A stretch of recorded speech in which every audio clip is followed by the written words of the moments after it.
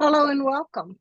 I'm Rosemary Pena, President of the Black German Heritage and Research Association. Our conversation today is the first in our Fall 2023 event series in collaboration with and for our students at Davidson College. My colleague, Dr. Emily Fraser-Rath, and I are especially delighted to open this semester's classroom discussions with our very special guests, Elisabeth Clarke-Hasters, who, in addition to being a member of the BGHRA executive team, is also a very dear friend. But before we get started, I'll ask Emily if she will kindly share a little about our work together before introducing and turning the conversation over to Elisabeth and our students. Emily? Thank you, Rosemary. My name is Emily Fraser-Rath, and I'm the Executive Director of Education Initiatives for the BGHRA. Thank you all very much for being here for our first for our first event of the academic year. I am also a visiting assistant professor of German Studies at Davidson College, where I co-teach our course entitled Black German Art and Resistance with Rosemary. This is our 5th class that we've co-taught together.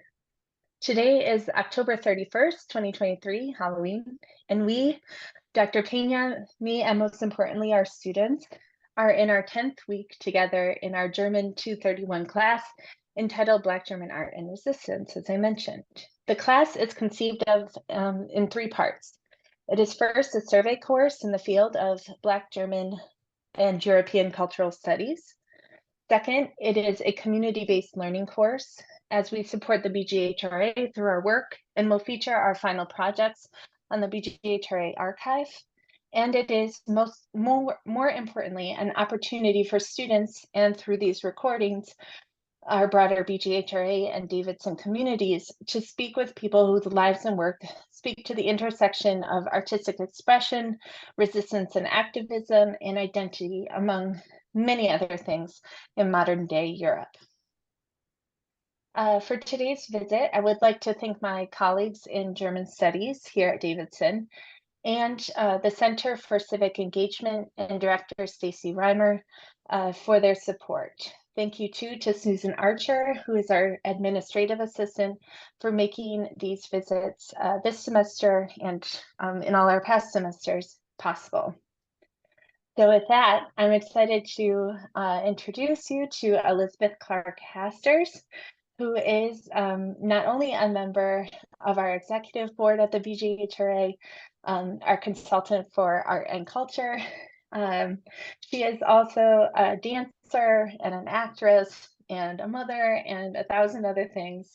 And so I don't want to take up much time, and I'll turn things over to Elisabeth and to our students. Thank you.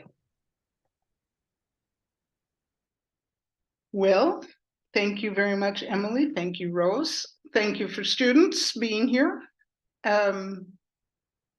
Yeah, so I'm actually rather unsure of which of my many hats I should put on for a conversation with you today. I was, just before we got together here, reading from the new book of my daughter's. She wrote a book about identity crises in as far as whole societies are concerned, and so I'm really curious to see her take on it. Yes. I don't know, what would you like to discuss with me? Because I have so many things that I could discuss with you. One thing I can't discuss with you, which you sort of had Sam to discuss with, was wrestling. I can't talk. This is true. I can't talk about that. Well, I should also mention here that Elisabeth's daughters, so Alice Hasters is a journalist and writer, and activist, and who we've spoken with. We spoke with her last year and have spoken with her a few times before. And then her other daughter, well, you have 3 daughters, right? What does Lauren do? Stuff for the Laura, the EU? Laura's my eldest daughter. She works Yes. in a German office attached to like the Ministry for Transportation and Transport, and she's doing work about how to make mass transport. I mean, that means all of goods and also people, how to make that more sustainable. And my middle daughter, Sophie, is a screenwriter and a dancer and a choreographer and an activist. So our family meets at an intersection point of art and politics. Yeah.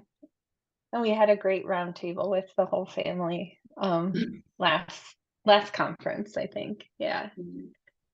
I think maybe one way we can enter today's conversation is through a text that now we know quite well, Sam Saxon, in which you played the part of Alex's mom in the dining room scene in the 3rd episode. And I know that one of our students, Katie Ann, who was also with us last semester, has a question about that. So let's go that direction first and see where that takes us. Sure. Yeah, sounds good. Hi, Elizabeth. Thanks again for coming to our class. I had a lot of fun last semester when we got to chat with you and Sophie. So I'm really excited to hear from you again. And I was just wondering if you could talk about when you were acting in Sam and Saxa, did you reflect on raising your own children in Germany and kind of what that experience was like, bringing them up in a society that didn't necessarily have a lot of people around them that looked like them? Mm-hmm. Yeah, thank you for that question or that topic. I definitely did reflect on my bringing up my own children in German society. I mean, when we think back to like the 90s, the end of the 80s and the 90s, there were not a lot of people who looked like them, but there were more than one would have expected. So, I mean, it was a small group, but they found each other quite easily. I mean, but with my daughters, that started when they were in middle school. When they were in elementary school, everybody was just kids. And so topics of being different didn't come up so much in elementary school. Interestingly enough, it was the topic of religion and different religions that came up mostly. But when, like, as soon as the kids in school figured out that my daughters were just as German as they were, the Germans, it didn't really matter so much. But in middle school, it started to be an issue. Interestingly enough, because, excuse me, because that was the time of MTV, and like all the kids in middle school said, "Oh, it's so cool that you're the color that you are. I wish I were too. I'd like to be just like you." So it was seen as a style option. But then my kids started getting more into, yeah, the history of being Black and German, and they talked a lot about it. I mean, I never sort of led them into these conversations, but they came to me with their questions. And so that that started to be more of an issue. Now, the thing that I reflected upon doing the scene in Sam is how different families show affection. I know that the families of the kids in my children's classes were, for the most part, rather well-to-do Germans, and they were very liberal politically, but they were still under the influence of their upbringing, which was keep your head down, conform, etc. So they wanted to be very liberal, and at the same time they had this tension about, you know, showing affection and showing, yeah, this kind of very human way of being. And that's the thing that happens with Sam in that scene, is that he sees this very, very warm and very affectionate family. I mean, until today, if you go to visit my daughter Sophie, she's going to pull you in and give you something to eat, no matter how much you've eaten before, because that's her way of showing you are welcome. And so it was a reflection on bringing up my own children, what kind of things were difficult for me with this upbringing, because I certainly wanted them to be part of the society, the culture where they were, and which is like one half of their heritage. And yeah, and this other way of being in a family, which was from where I came from. So it was kind of fraught being a mother of biracial, binational children.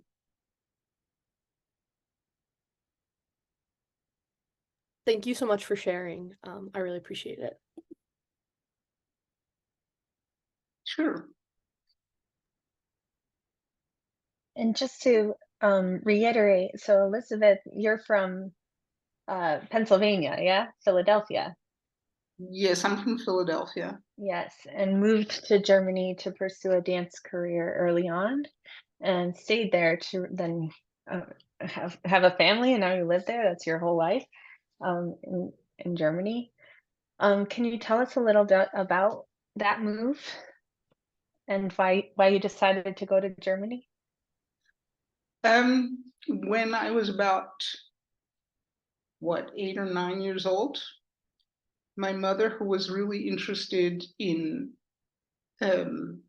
presenting everything that was sort of highbrow culture to me, took me to see a performance of the Pennsylvania Ballet. And I even remember the piece that they were doing. And so this was like my first time watching a ballet performance. And I just remember thinking, yeah, that's what I'm going to do. That's it. It was a decision, came very early on. And I was already taking dance classes, and I just didn't stop. I just decided I was going to be a dancer, and I just kept taking dance classes and advancing and so on. So by the time I graduated high school, I was also already working in the Dance Theater of Harlem. And I had, until then, sort of always sort of followed the opportunities. When an audition came up, I would just go. And usually I also would be accepted. So that was encouragement. And then Mr. BGHRA came with his company to New York, where I was at the time. And he had an audition for the school, and I auditioned for the school and I got in, so I went. I mean, this was cool because my mother just said, well, I guess you're going to need a suitcase. And I went. And I was 17, just coming from New York. And I thought, you know, the world is mine. I thought I already sort of knew everything. I was like in Europe and I was finished school and I thought I was really cool.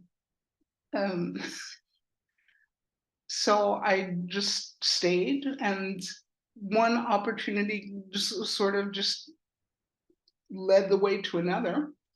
I started out in Belgium, but when I had an injury, Mr. BGHRA asked me to go to Germany and do a piece with Stockhausen, and I did.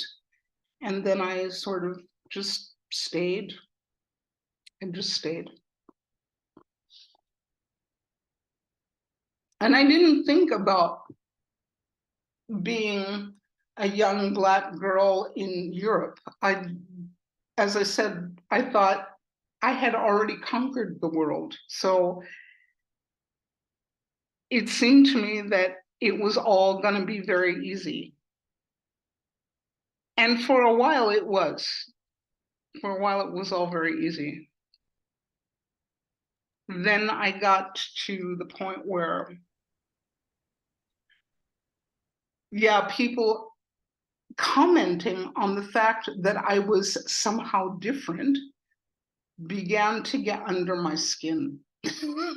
And that was the beginning of my reflection on and commitment to not just being an artist as a dancer, but specifically being a Black artist.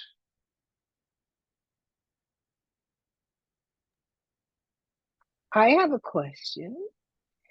Bringing you from the beginning of your experience to your experience with Sam, and as a Black artist with a tremendous amount of experience and over a great period of time, what did it feel like not only to be the mother, let's say, in that scene, but also to be the elder actor and perhaps mentor with the younger actors today? And how do you see that the playing field or that the life is different for them today, likely because of the path that you and others alongside you have hewn for them? That makes sense? Can you grasp onto that one? Okay. Yes, it does. Playing the mother, especially in that scene, Alex, who was my son, Tyron, I met Tyron when he did his very first theater, when he had his first experience in the theater. I was there and we used to sit and have long conversations about being Black in Germany and being a Black German and so on. And he was 16 at the time. And then, paths diverge. And when we came together again in Sam, I thought it was really funny that I was playing his mother. And he didn't hesitate to tell people that I was there when he began in theater.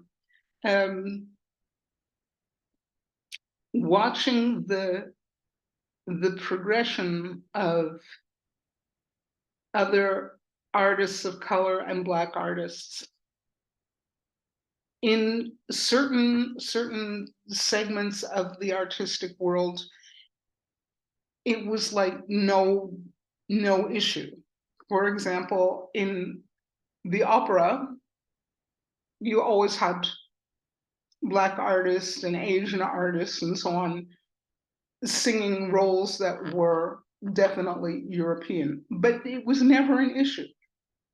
And in dance, it was, as soon as we moved away from classical ballet and we got into modern dance, it was absolutely not an issue. But in theater, it was. In theater, it was a really big issue because the generation of theater directors and producers and so on were not used to working with Black artists. So they gave all kinds of excuses why they could not cast Black artists. One being, yeah, but if we cast you in the role of the daughter of this family, the audience would never accept that. To which I used to laugh and say, well, how would you know if the audience will accept that or not if you don't try it? But that was kind of hard for them to imagine. And then many years later, when my daughters were, in grade school, they also wanted to do some work in theater and filming because they'd seen it a lot. And they heard exactly, to the letter, exactly the same reasons. I'll call them reasons. Actually, they were excuses. And I thought something has to change. And this is because there have always been Black artists who did not accept that and didn't stick on that and made things uncomfortable and so on. And because there were more and more and more and more young Black artists, that suddenly cracks started to appear in this facade of being actually being xenophobic, but pretending it had other reasons. Their cracks started to appear in this wall, and this is one thing I have to say, that Tyron has always been very active in this regard, and he really pushed hard and started opening quite a few doors, especially now that he's also opening doors for Black screenwriters, that the stories of Black Germans and Black people get told. So it's been a long fight. Something like Sam, a Saxon, was produced last year. And the first time I was told I couldn't have a role because there wouldn't be an understanding of that was when I was like 20. So maybe there's almost 50 years between where people have been pushing for more representation. And now there's this, there's a really self-confident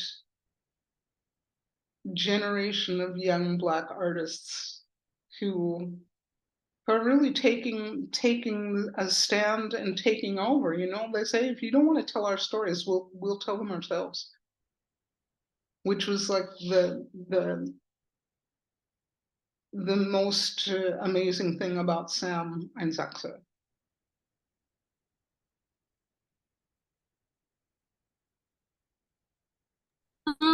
You've kind of touched on this a little bit, but I wanted to ask about some of the roles that you were able to get in theater, or like things that you participated in. And I asked because I feel like in some ways, I also do theater. So like I've been in spaces where I was put into a role that seemed that I fit, and other roles were not available to me. So like I wasn't allowed to be the lead in particular productions because of like what you kind of talked about earlier. And so I'm curious how you went about the roles that you were offered. What was your process to take those roles or have conversation around those roles? Well, I did not mind being uncomfortable once I got to know someone.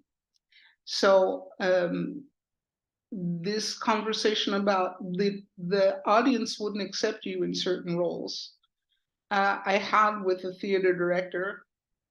And when he said that, I did ask him, how would you know? I really did ask him, which was very uncomfortable for him. But I suppose it started a thinking process because he then hired a young director who was well known for casting her pieces with anybody she just liked for a role, no matter where they came from, and having people who were foreigners perform in their own native language, so that not only did everybody look all different, but they also spoke different languages on stage. So it was very exciting. So I became friends with this director and did some choreography for her and so on. I was offered roles which were specifically roles for Black women. That means I was offered one role over and over again. And this role was in a piece from the 18th century French playwright Marivaux. And it was a piece in which the Black woman was a servant, but she was also a person of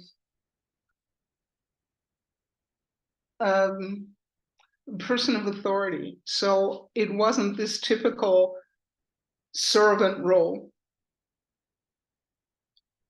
And I actually enjoyed playing that because she was a person of authority and breaking, even though this was from the 18th century, breaking out of this stereotype. Later on, when I was beginning to be offered roles in TV, they were all stereotype roles.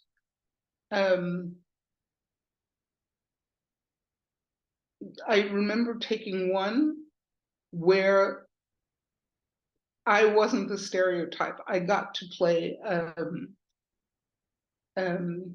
what are they called? An interpreter. Yeah. So I was working with the court. So that was like okay for me, but other things, I didn't want to take these roles. I really didn't want to take them. But I also objected to the idea that only certain people can play certain roles. I mean, they had no problem with having women play a man's role. They had no problem with older people taking on the roles of younger people, but they did have a problem as soon as it was a question of skin color. You don't look like. And I also remember saying to one of the theater directors I was working with, the act of giving people roles that sort of where people look different. Everybody knows that all that's happening on stage is not real. You know, nobody's going to get confused by this because they all know that this is not real. But it seems to be, for a lot of people, Bridge too far. I don't know why. I don't know why this difference is important and other differences are not. And especially that the people who are responsible don't see their own contradiction when they, as I said, cast old people in young people's roles and women in men's roles and so on. They don't have a problem with that. And it's very interesting for me why this is a problem and other things are not. I also never got an answer from these theater directors. They were not able to answer these questions.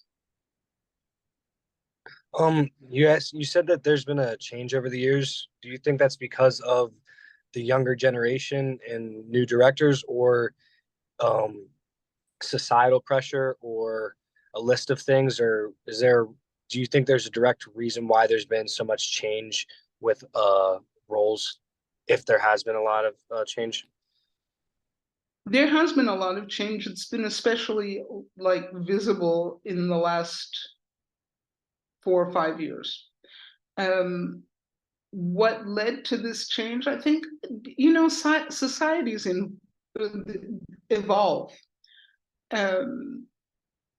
One thing that led to this change is like the acceptance, slowly but surely, that not everybody is the same, which is like a big thing in Germany, you know, that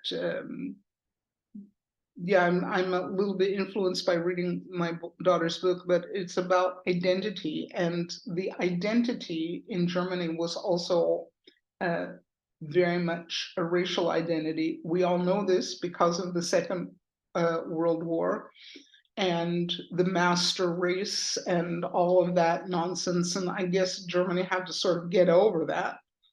But societies evolve, and especially like younger people, pop culture has a lot to do with that. Interestingly enough, I think it's not it wasn't a sort of an intellectual aha moment or eureka moment. Oh, the world is bigger than just our little Germany. I think pop culture had a lot to do with it because a lot of the most admired people were Black people. So, you know, you've got Beyonce and you've got Jay-Z and you've got Tupac, and they all made a difference. Yeah, because the young generation grew up with these kinds of role models, and weren't having it that there was like a problem of acceptance. So I think that's one of the major reasons why this change started to happen. And interestingly enough, also the Black Lives Matter movement, which it started in the United States, but it went international, put a lot of pressure on theaters, on studios, and so on. So there's that. I have a question. I remember you said that you were asked to play a specific role over and over again about a servant and a character of authority. And I was wondering, like, how did that position of authority in the role like change your perspective on performing it? Because you said that you were asked it over and over again. Like, how did that make you feel that it was a position of authority in the play? Well, this play was about bringing up children. I mean, and since I was a mother of children, I knew that, you know, there is a position of authority that you have to take when you're bringing up young people. There always comes the moment where you can answer as many questions as you want, but bringing up young people at a certain point, there's going to be a moment where you have to assert your authority. You have to say the rules are like this because I set the rules. And so it was in a way very natural, even though the children that I was bringing up were like white children, but it didn't matter because they were children. And my authority was the authority of a parent or a guardian.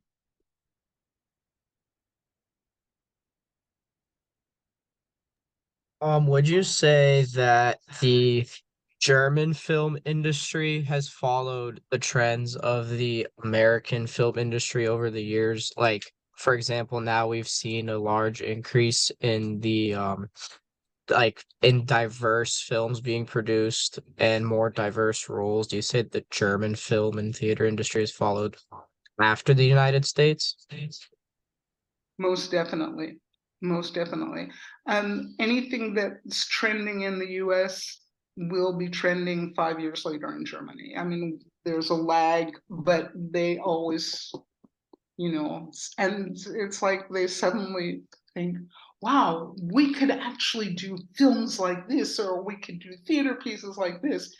Yeah, but they follow definitely because American film is like the trendsetter, and it's like the measure of what is good or necessary, especially in film.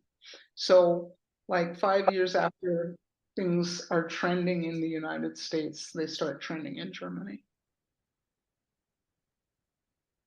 I have a question that kind of spawns off of that. So you said that I guess if there's like a trend in America, uh, it'll sort of be followed by Germany, say like, or it's Germany follows like 5 years later. Um, would you say it is similar in terms of like how progressive Germany is compared to like America? Could you repeat the last part of your question? I didn't really understand. So, basically, would you say that Germany is like maybe not as progressive, but close to as progressive as like the United States is, since they kind of follow a lot of United States trends, like culture wise, somewhat. Interesting. When I think back on all the years I've been here, there has been a trend in Germany that was more progressive than the United States for a while, for a short while, where the European youth were rising up in 1968 and beyond. And it was extremely, extremely political. And culture sort of tried to follow the politics, but they had a longer tradition that they had to fight against, but they were doing their best. Those were rather wild years in the theater. But I wouldn't say that Germany is less progressive. I would say that the wheels turn slower here. There is almost never rapid change, which is something that in America does happen. In certain things change rapidly. And in Germany, they may pick up on that trend, but it takes like 5 years for the wheels to turn.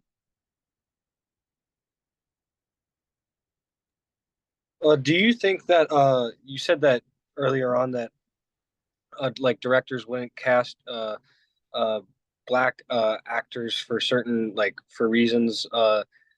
Would you say that's because of like the directors being like having like racist stereotypes that they want to fulfill in their roles, or do you think that's more so just how the industry as a whole was, or do you think it was coming directly from the directors themselves? Both, absolutely both. I mean, the industry as a whole had internalized racial stereotypes, and that's also because, like, a lot of the theater literature was coming from a place that never really dealt with their racism. That means they thought it was actually normal and natural, which was kind of, you know, my crusade for my first years in Germany, letting people know this was neither normal nor natural. But these specific theater directors grew up in that system, so they also didn't realize that they were being racist. And when I came to Germany, there were not so many Black artists here, so they thought, you know, that was like my individual notion, and it wasn't something that needed to be dealt with on a systemic level, but something that it was just sort of my thing, and I would probably get over it when I got a little bit older. I mean, in Germany, they still haven't really figured out that systemic racism exists. They're still fighting that notion.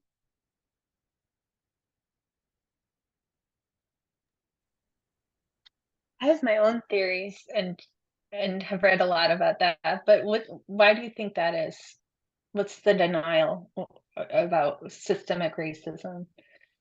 Well, I think this denial is everywhere. You know, I mean, there's denial of that idea in the United States. There's denial of it in France. Although in France, it's a kind of a special case because they also really believe that they are better. So people have not had to deal with that because they've been so much in the majority and also in positions of power. So they're still in the stage of denial, I think, yeah, that this is not happening, that this is not true, etc. And of course, if you bring it up, people feel personally attacked. So it's really hard to have this conversation because systemic is not personal. But if you don't believe that things exist systemically, then the only other possibility is that they're personal. And then people get very upset and sad and say, I'm not a racist. And actually, I was at a reading of the book, Why I'm No Longer Talking to White People About Racism. And this came up, and there was a very mixed audience, but there were really a lot of Black people in the audience. And when the interviewer said, yeah, but I can say that because I'm not a racist, I actually have Black friends, you could hear the audience just groan. It was actually really very funny because the reaction was, she didn't say that, did she? But she did.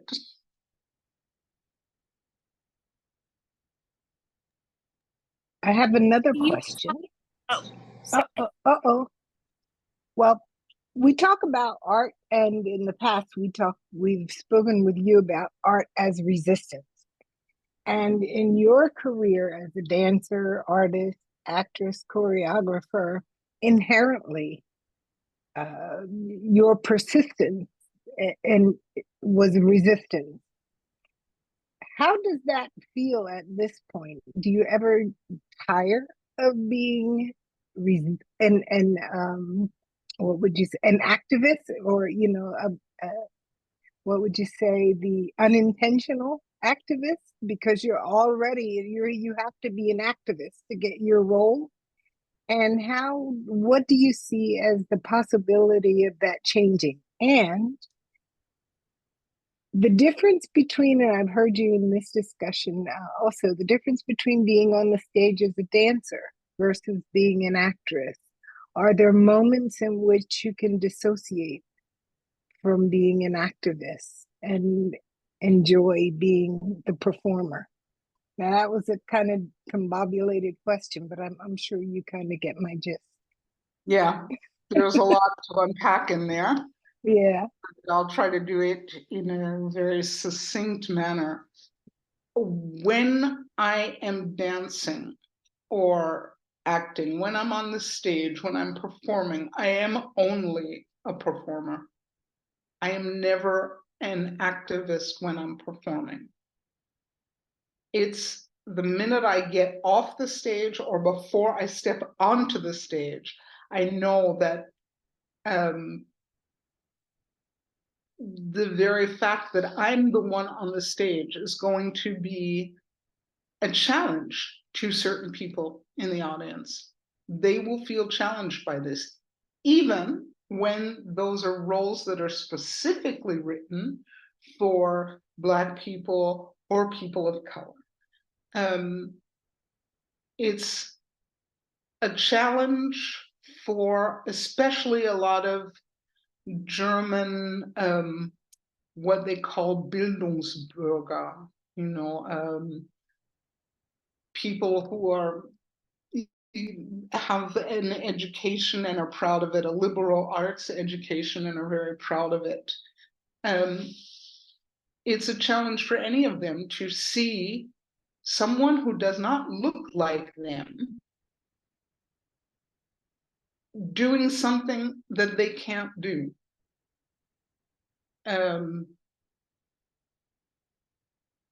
So there's a very patronizing attitude towards Black artists and artists of color that it comes across like, well, aren't you glad that we allowed you to perform for us?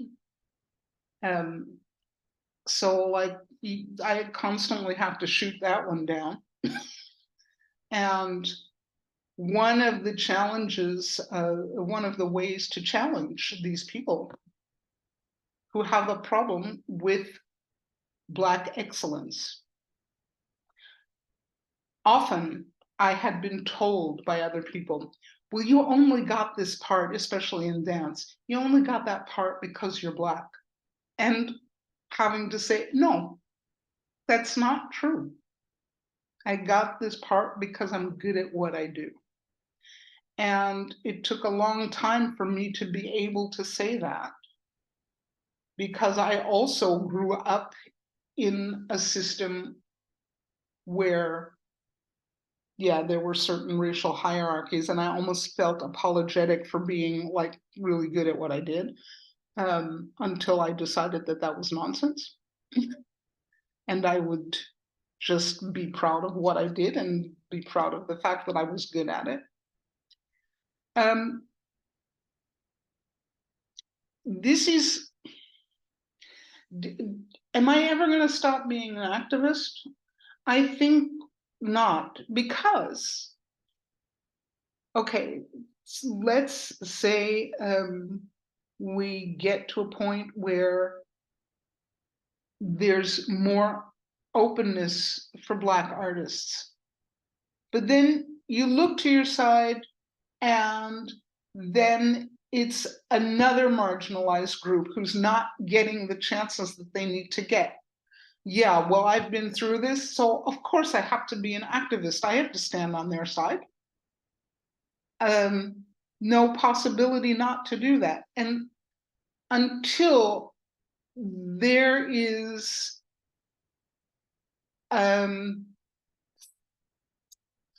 like a true acceptance and working together with all kinds of marginalized groups, I'm going to have to be an activist. Do I get tired? Of course I do. Of course I do.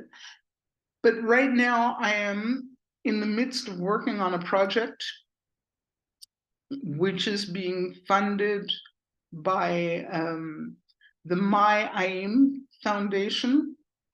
And it is a course for activists where we can get together and talk to one another about being tired, about being re-traumatized every time we work with an audience who doesn't really get it. That we see that we're having the same kinds of challenges, and to form a sort of network where we can talk to each other about that and encourage each other. So yeah, I get tired, but that's all right. When I was in the company of Arthur Mitchell, he used to say to us when we were tired, he said, "You can rest when you're dead."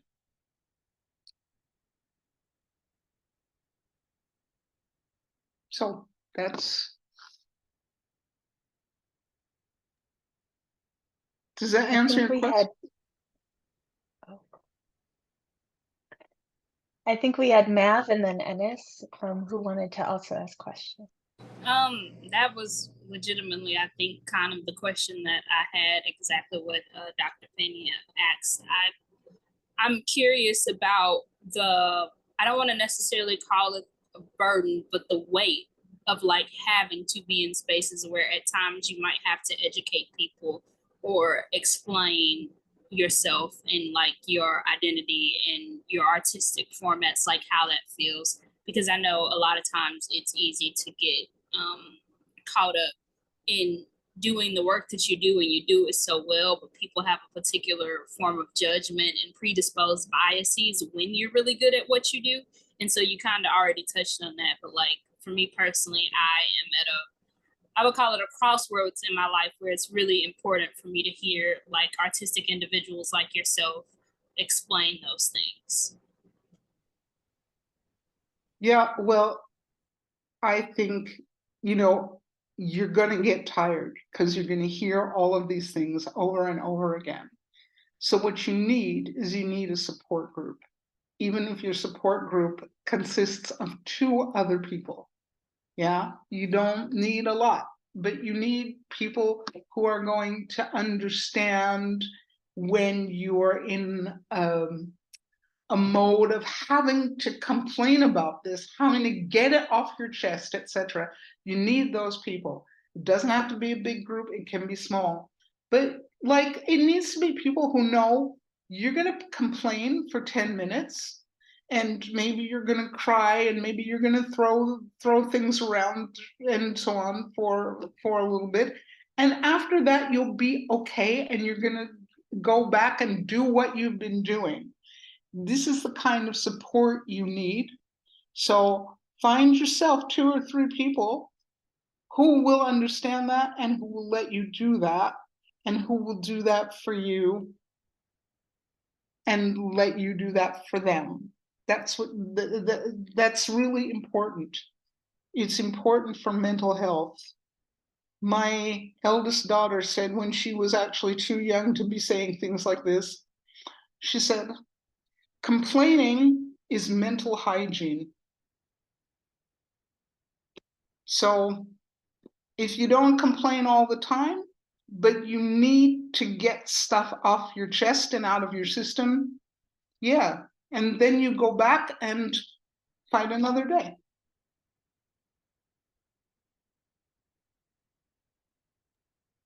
So, as an artist, I'm sure you've dealt with like criticism over your career, like about how you've played certain roles and things like that.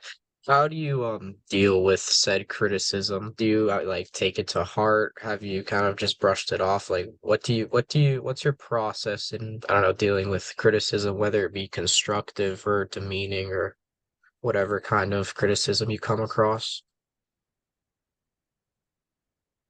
First, I listen.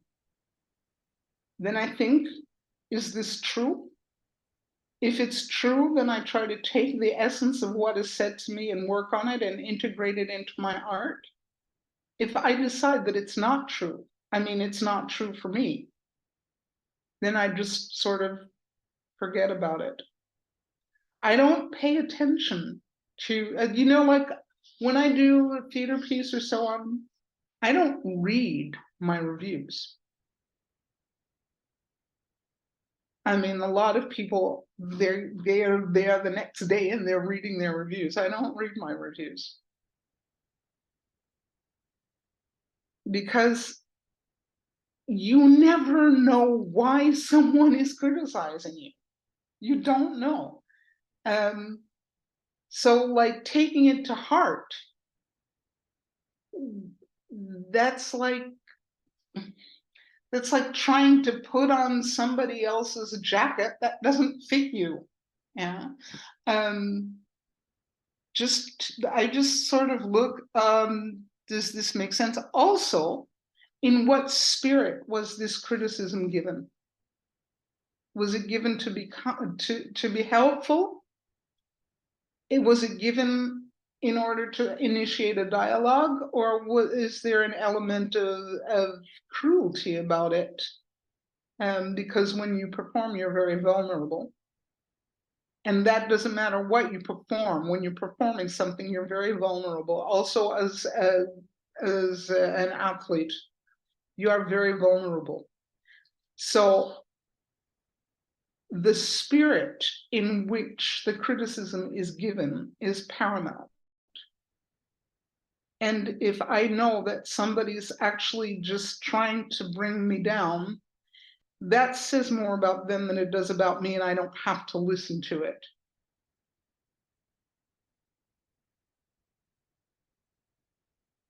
And did I always think like this? Yes, I always did.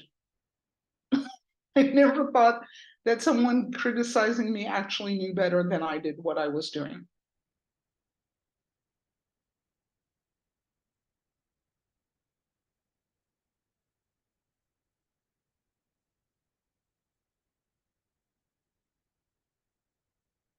Any more questions? I did receive a question from one of the students who would like me to read it for them. So, and I'm going to just change it a little because we did talk about this briefly, but I was wondering, or this student was wondering, if considering the fact that German trends seem to follow American trends, what do you think the future of German film and German theater and German television looks like?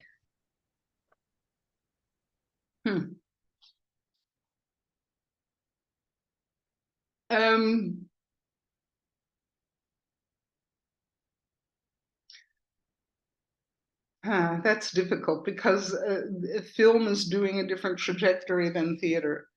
The theater trajectory at the moment is very much focused on an individual vision of something. It's the idea is not to share something with the audience. It's just to have an audience there telling you, an audience there for your own benefit. So there's a very individualistic kind of thing. And what's happening is that audience numbers are declining rapidly at the theater, and they probably will until it's clear that the audience is not there for the director, but the director is there to give something to the audience. When they figure that out, people will start going to the theater again. The future of German television, I think probably that's going to be where things actually happen. Not only as far as diversity is concerned, but which stories are told and by whom. Yeah, I think that's going to be the most progressive. Also, because now there are more, there's more diversity in the writers' rooms. So there's going to be other stories told. So that should have another question. So we talked about your experience with respect to over the years and progression regarding race and cultural representation. However, you also mentioned that German audiences or directors were a little more accepting in other realms. For example, a man could play a woman, et cetera, et cetera. However, in your estimation, how have things progressed with you in terms of roles, being a woman or being of a certain age? How have things changed? Do you get more roles now that you can play certain roles that perhaps you couldn't have played when you were 21, or vice versa? So how has gender and age come into play throughout your career? Well, gender, I mean, there have always been roles for women. There have not necessarily been roles that women would want to take and see themselves represented in that way, but there have always been roles that women could play. So that never was a big part of what, of things that were difficult. But ageism in the theater and in film and in television is a huge problem. It's a huge problem. Interestingly enough, I now get more roles because they also have figured out that also Black people get older. So now I'm getting more roles or more offers. But I think ageism is really the silent discriminator. It's insidious. And that's going to be a thing to work on. What is Elisabeth Clarke-Hasters doing 5 years from now and 10 years from now with respect to art or being an artist? Teaching and passing things on to subsequent generations. And I really intend to do this. I've been having lots of struggles with getting started, but I will be writing in 5 years and in 10 years.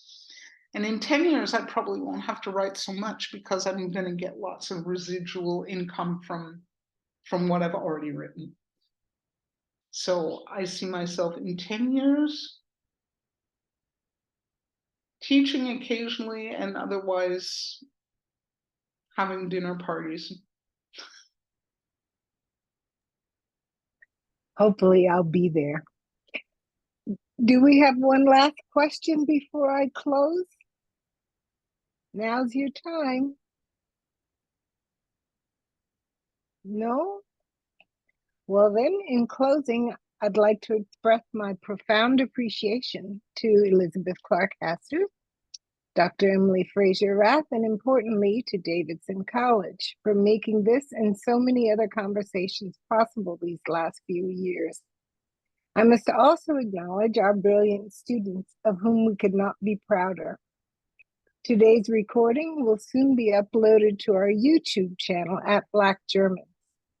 Please subscribe and turn on the notifications so that you will be notified as new recordings are added. Visit our website at bghra.org and follow us on Facebook, Twitter, Instagram, and Eventbrite for details about other upcoming events and about our annual conference in February 2024. We hope that you've enjoyed today's conversation as much as we have. And until next time, thank you again for your time and attention.